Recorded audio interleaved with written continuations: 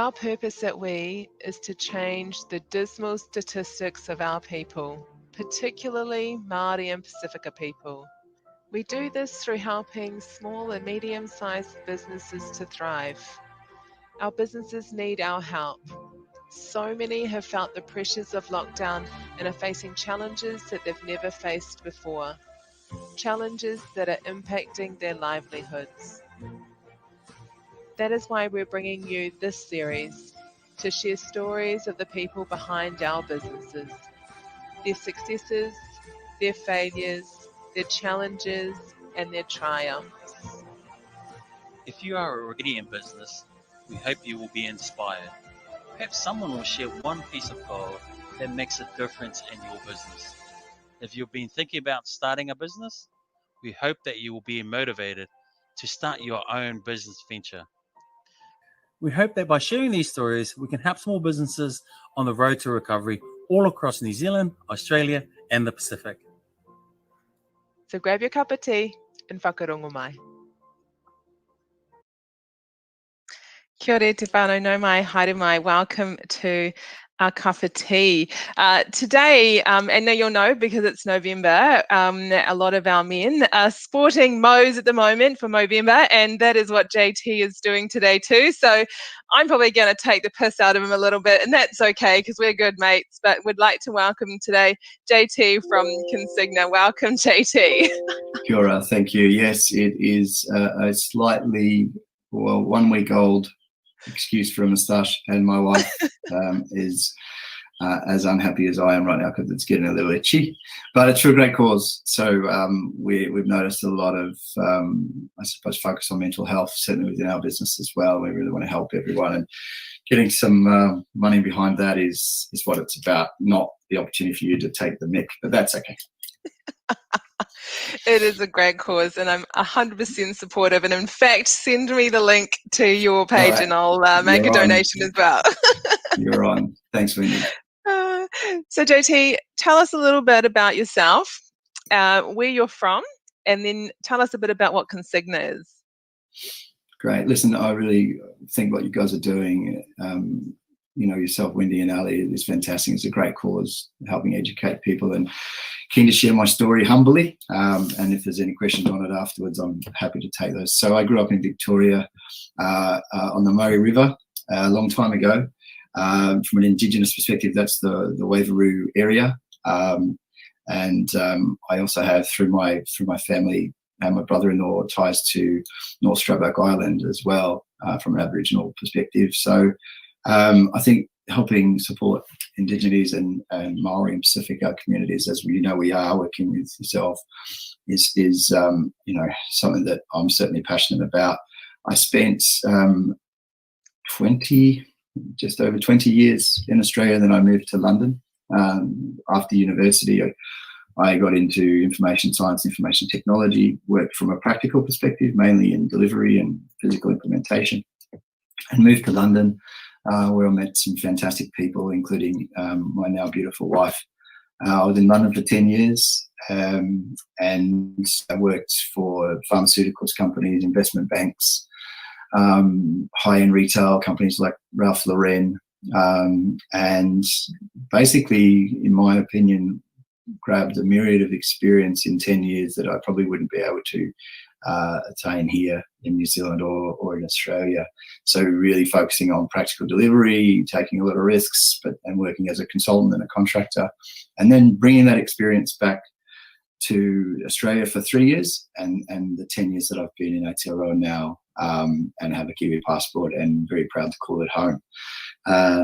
So the business I started as Consegna, I worked in northern Italy with my business partner, who's a Kiwi-born New Zealander and lives in Wellington. He and I had always worked in infrastructure delivery, and Consegna is Italian for delivery. So we were working northern Italy in places like Reggio Emilia, Compagine, Bologna, and flying into Milan, and basically working that whole area for Ralph Lauren.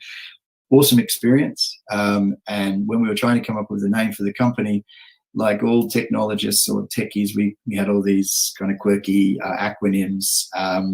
not just, nothing to do with my nickname or initials JT, but Delivery Plus, Virtus, all the different things that we came up with. And my wife Jenny said, "You've always worked in delivery. You worked in Northern Italy together, which is where we sort of started our careers together a long time ago now. What's Italian for delivery?" And hence the company was born. So since its inception in 2016, or late 2015, we've grown to be New Zealand's leading AWS Amazon Web Services advanced consulting partner. We're soon to become New Zealand's first New Zealand AWS Premier partner.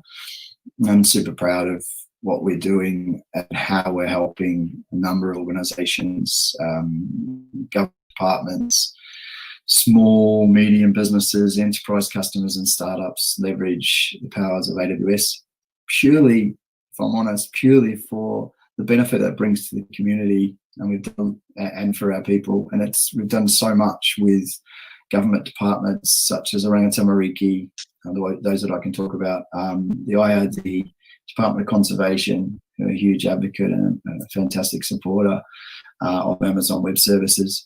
Orangitan Mariki obviously has been a massive undertaking. We're super proud of the work we've done there and just finished recently.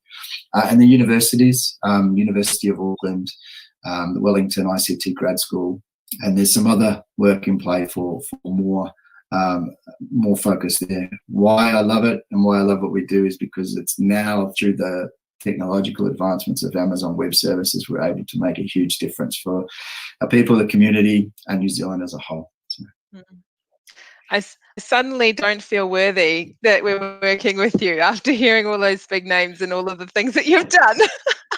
Oh, no, you're absolutely worthy. And when we first met and were introduced by a mutual friend, you saw how passionate I was about the opportunity to work with you and Ali and the We Accounting team. And I think it's only just begun. We don't look at any size or monetary value or any sort of aspect of that, and that's probably a lot of how I've been.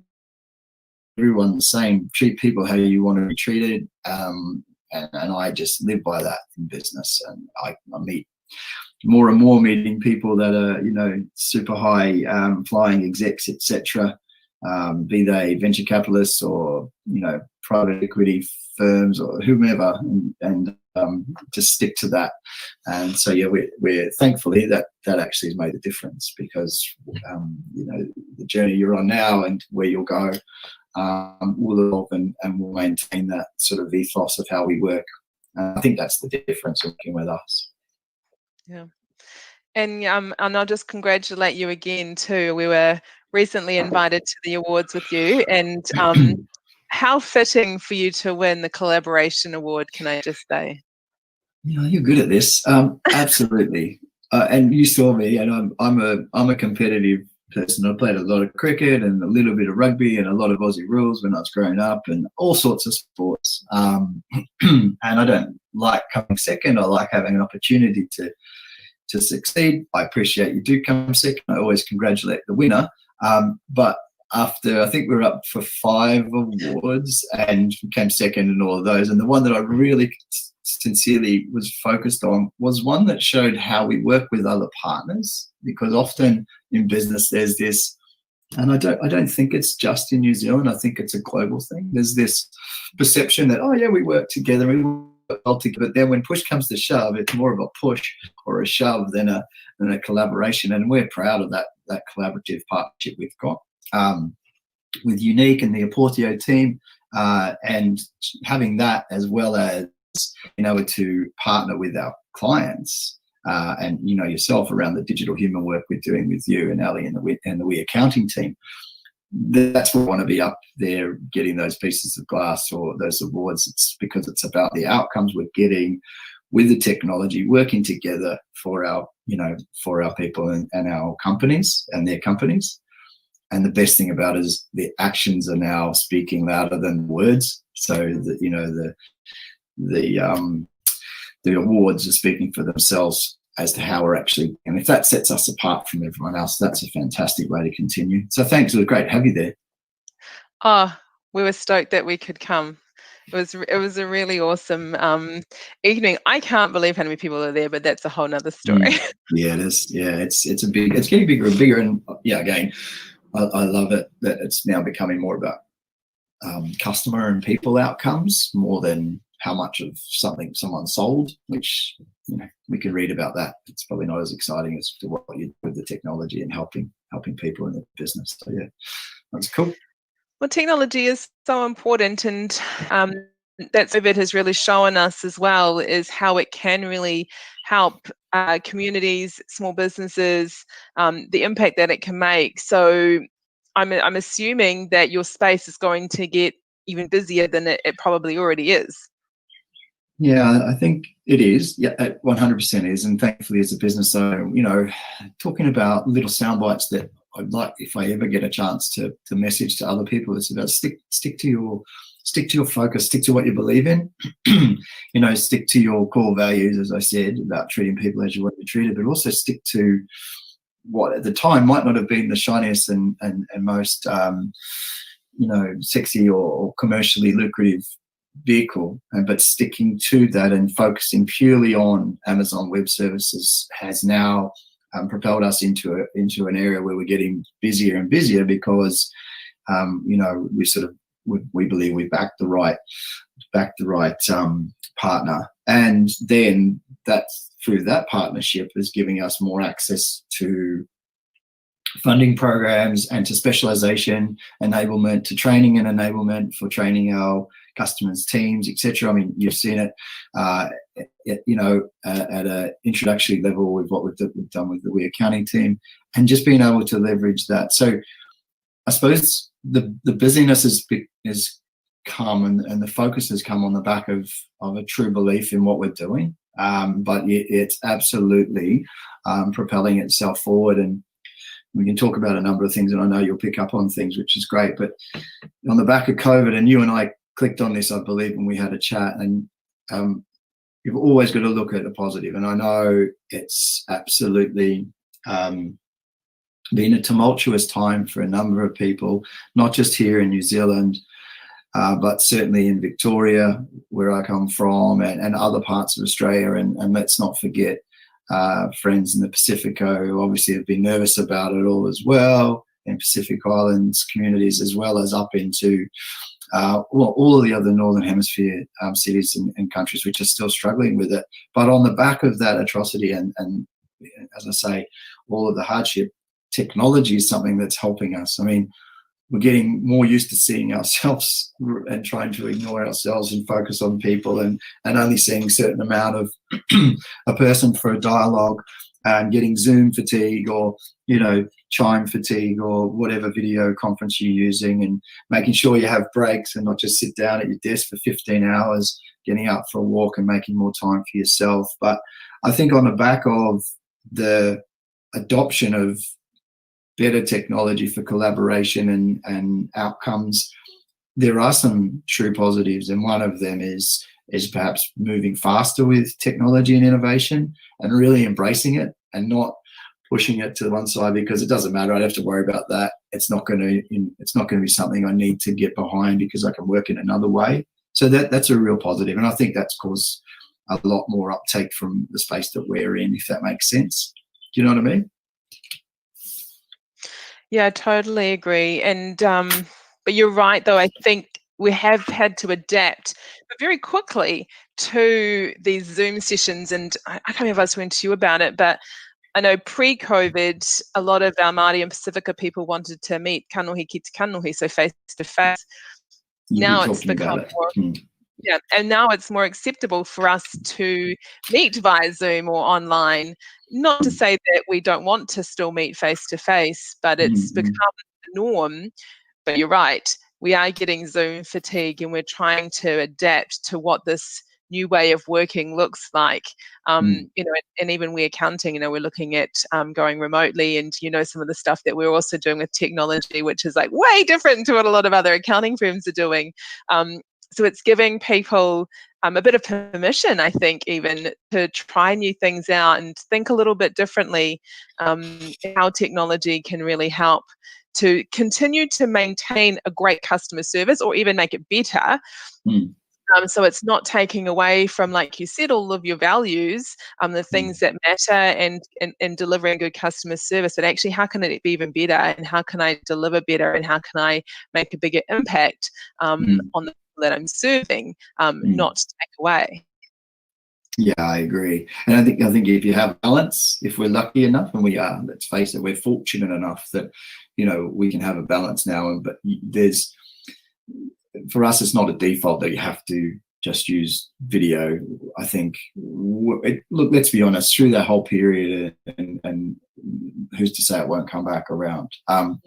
We have to make sure that when it does, that we still make time for that, face to face, as you say, and humanistic side of things, just so you can really understand what people are feeling and think. But we've had a massive uptake in technologies such as contact center, and we call it cognitive, so obviously cognitive customer experience, and that's what this is all about, being able to be more cognitive and lucid and poignant and present with your communication.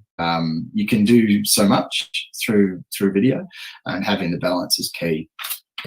And I think personally that that's probably been a driver, and it's not the only reason that I've grown this Mo, but it's been a driver for, I suppose, a spike in, depressions and mental, because it is, like, everyone, I felt it. It was full on. I'm sure you guys, yourself and Ali, and it impacted everybody at different levels. And I think being aware of it, being cognizant of it, and not just sitting on a video session all day is key. The walks that I go for now that I never used to, and I was speaking about walking my dog this morning with Jenny, my wife, and I was like, I miss this. It's only been a week, but when I was in lockdown, I was doing it every day, or at least, every other day. So just realizing yourself that they're the things you need to do to make sure you're the best, version of yourself, I think is key, and not just getting immersed in the technology. So what sorts of, you talked a little bit about it, going walking, making sure that we're taking breaks, but I would say because you're immersed in technology, you've potentially, and I know you're quite aware, so you probably have already started to put some stuff into place. What sorts of things are you doing for your own mental health and well-being to make sure that you don't end up, sitting in front of your screen all day, falling into depression? Yeah, absolutely. So through some really good executive coaching, I work with an awesome executive coach, Kirsten, and it's all about, and I've worked prior with another executive coach, Kelly, so a guy and a girl, so good balance, and it's about making sure that I'm present and I'm checking in with myself, and I'm conscious of my state of mind and how I'm feeling. So that's like the first thing, whether it's when you're brushing your teeth or trying to shave around your moustache because you really passionately want to shave it off. Just saying, where are you at? How are you doing? So then having a routine. So, and checking in with yourself regularly, having a coffee. How am I going? How's the day going? All that, and being vulnerable and into the fact that actually you might not be having a great morning, or that really did annoy you and you wish that wasn't happening, but it is. So just to face it. So that's more of an ethos and a mindset, I think, for me. And this is all for me. It's my opinion. Then having a routine. So one of my sisters, I'm from a huge family, I'm the youngest of 7, and one of my sisters has been trying to get me into doing yoga for years. I couldn't tell you, it must be 15 years. She's a yoga instructor and physiotherapist, awesome lady. And finally, in the first lockdown, I think I shared this with you, Wendy and Ali, that I started to do my version, which is pretty lame. I'm learning. And that yoga and sort of mindfulness thing, if I'm honest, I probably used to go, oh yeah, I don't need to do that. But absolutely, that's something that has to be a non-negotiable. And there's so many cool apps now, and obviously with Spotify, there's good playlists and so on. So yeah, I'm into that. So it's basically a mixture of Pilates, yoga, and mindfulness meditation, and it's only half an hour, right? So it's part of my routine. Obviously, I've got 2 beautiful boys, super proud of our family and love my family dearly. So I get up, the first thing I do is check in, then I'll make sure I help and get the family ready. And then the next thing is, right, this is a non-negotiable, whatever time it is, normally pretty early, that I do that half an hour. So that's helped. And it's interesting. It's like anything. It's like exercise. When you're running every day, you can start running up to, I don't know, let's say 5 or 10 Ks, whatever it really is. And when you stop running and you don't go for a run for a while, you notice it when you do. It's the same thing. So for me, it's just having that small, repetitive sort of routine, and it's a non-negotiable. These are words that I've been coached to use for myself. And then coming back to, I'm doing this not because I'm selfish, it's because I want to be the best version of myself so that I can, continue to do what I do. So that's what I've been doing. So there's another good thing, because that came obviously through some real coaching, some people, mentors that I've worked with, but also then realizing after probably the first week of lockdown that, like everybody did, I'm sure, that it wasn't going away, and how to manage it. And now it's just part of part of my life, part of my daily routine, I should say. Yeah.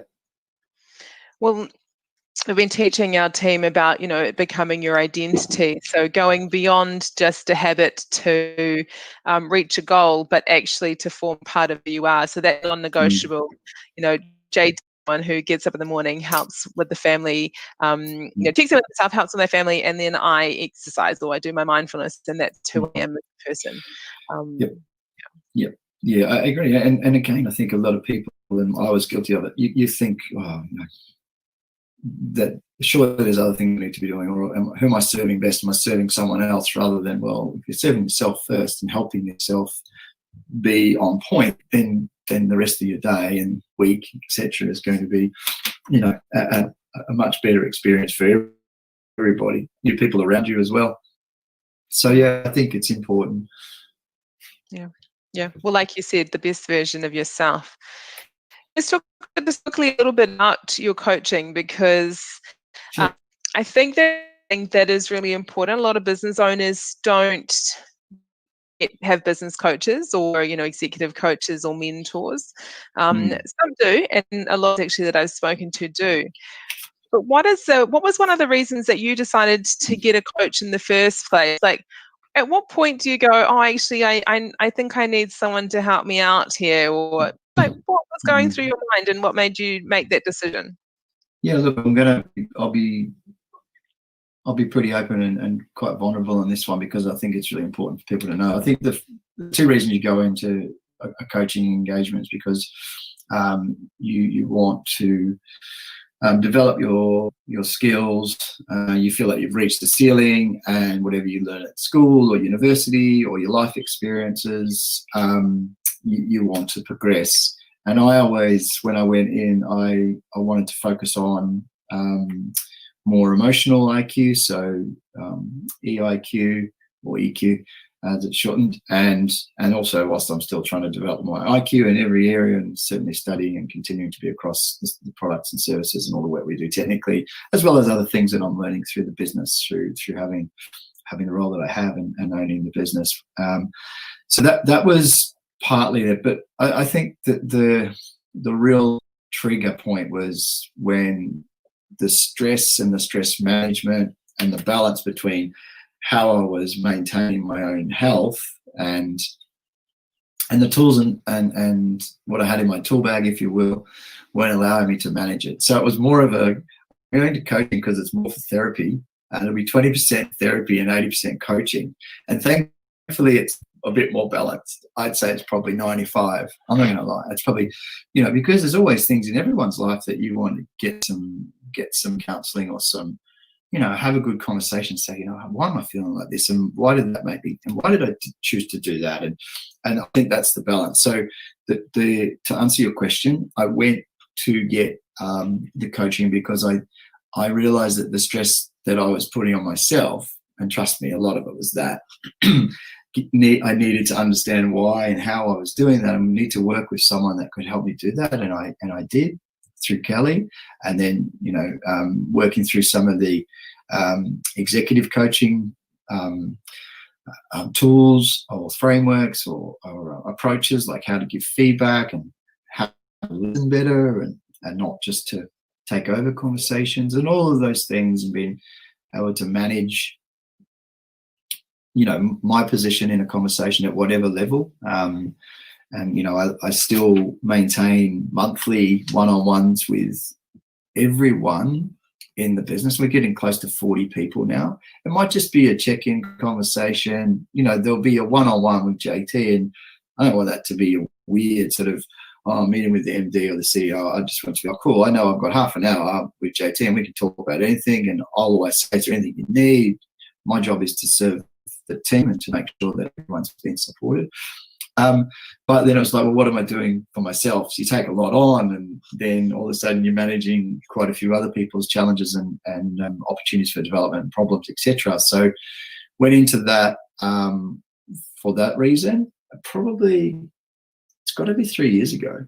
So the first 2 years of the business, as you would appreciate and remember, I'm sure, was just chaotic, and you're pinching yourself to think, this is really happening, and the momentum's just massive, and then it takes over, and then you're on this this treadmill, and you've got to pause that. So I think about 3.5, not even before, because we're coming into our 5.5, so 6 years now. It would have been a point where I just went, right, I got to pause. I got to talk to someone, because I don't have the tools yet. I do now. I'm getting them to be able to manage and balance this, and other behaviours and stuff that you just don't want in your life. We're taking over and trying to help manage stress, but they actually exacerbate it more than anything else. And because I've done that, now I know how to manage that. Now I'm focused on what most people textbook would say, I'm going to executive coaching to learn how to do all these other leadership things. Well, I think you get to that, but for me personally, there was a lot of stuff I needed to get through so that I could get to that where I can now sit in those sort of fortnightly sessions and go, right, what are we working on? Okay, look. And it's a really good, it's almost like a board representative. I see that the coaching and mentoring as an extension of the non-exec board for the business, where I can take a business problem, present it in a way that I would at a board level, and say we're on a board together. I'm saying, what are your thoughts? And I want feedback. I want constructive feedback, and I want you to maybe pick something that I've missed, or say, JT, have you considered this? And then allowing yourself to be vulnerable and open. So it's never, it's never personal. You want to be making sure, and I try to make sure my head, my heart, and my gut are in unison all the time. Trust me, it doesn't always happen. And one will take over, and I'll say, well, wind it back. Why am I thinking or leading with my heart? Obviously, you need to get that in a succinct pattern. So, yeah, that's why, and I think that's where I'm at now. And look, I think it's a non-negotiable for me. And it doesn't have to be what you pay for. Trust me, early on, it wasn't something that I could afford or would afford for the business to afford, if you will. There are other people and friends and family that I would, and I still consider to be huge mentors, and just opening into a dialogue and asking them for some feedback. And I think for people starting off in business, it's key to have those people. And I'm sure that everyone has them, but you might not think of them as people that you can leverage or work with to be business mentors, but they are, because everything you've been taught, through your upbringing, through your family and whānau, etc., will help guide you anyway. So why not leverage those for support and guidance around business and management of stress, etc. So I still do that, and it's working, which is great. Yeah, that's cool. I think it's so important to have another set of eyes, but I think first and foremost, you're right. We do hold on to things, shame, guilt, all sorts of stuff that comes from years and years before, to this point. And sometimes that does need to be cleared out. You do need to get a bit more of an understanding of yourself. And then once you've cleared some of that, it's like, okay, now we can get down to doing some serious business. Correct. You only know what you know, and to have someone else that can come in and say, well, have you thought about this, can be really valuable. And it doesn't mean that you have to take them up on that advice either, but at least it's something else that you can consider. You might check your initial thoughts or what you were going to do, but just to know that, okay, yeah, no, I've done that, I'm happy with that, can definitely be a big help, especially with growing businesses. Yeah, and having that awareness hey, Wendy, it's just being aware of it. And I think often when you're just running 100 miles an hour, you're not aware. You're unaware of it, and it catches you out, and you make poor decisions for your for yourself, for your family, and in turn for the business. So yeah, look, I wish somebody had given me that tip earlier. And you can be a well-rounded individual, which I consider you to be, and I consider myself to be, and I was when I started, but you don't know what's going to catch you. And for someone to say, hey, JT, just maybe check in with someone, or obviously I've got a fantastic support group with my wife and my family and my extended family in Australia and abroad, and people I know globally that I know I could talk to take guidance. But you just think, oh, it's okay, I got this. and often you don't. So just that's a good tip, I think. Just make sure you've got a good support structure around you from a business perspective, from a presence of self, and also from a mentor and guidance perspective. And then there's so many cool things online. Udemy, you've probably heard of that. Udemy.com and all the other online training and enablement. If you type in and search up, you can get some really good collateral. And another positive that's come out of COVID is a lot of those things are more cost effective now. Yep. Supply, demands, a lot more people are doing it, and there's a lot more access to that for coaching and enablement. I mean, some of the TED Talks and some of the YouTube sessions with people like Brene Brown and other really cool people, you can put yourself through these programs, but you've got to be cognizant of you might need it rather than, oh, I don't need that stuff. Yeah. Do you get my point? I absolutely get your point. I know a male that's slowly coming to the fact that having a coach is a good thing. Understood. Happy to have a chat. But yeah. I'll just get him to watch this video. Oh, he'll just laugh too much at my moustache. JT, look, it's been awesome having a chat with you. Is there anything else you'd like to leave the audience before we finish up today? I'm reflecting on some of the questions that you sort of posed and looking at the problem that I think you're trying to solve and enable. And I think just people that are watching these videos that you're putting together, which again, credit to you. And I think it's awesome that you're even going to the lengths that you are to help facilitate this sort of empowerment and coaching and guidance. But the key thing is, if you're watching these videos and you're wanting to drive and succeed and for the betterment of yourself and for your families and your people, then you're already on the journey. So having the faith in your own ability and believing in yourself is key. And that's one of the key things that's kept me in the state that I'm in, which is, always looking for outcomes and always looking for answers and continually driven. So don't lose that and back yourself, because every time a door closes, I know, and it's strange, but I know that there's about 3 that have just opened at that same instance. And the next day I'll go, oh yeah, they're cool. That's the good thing that's going to happen on the back of that. And just know that you get into a self-fulfilling sort of belief, prophecy that don't worry, all the good things will come as long as you keep, presence of mind and that drive forefront at the front of mind. And also just key message that I am living by still is just to treat people how you want to be treated.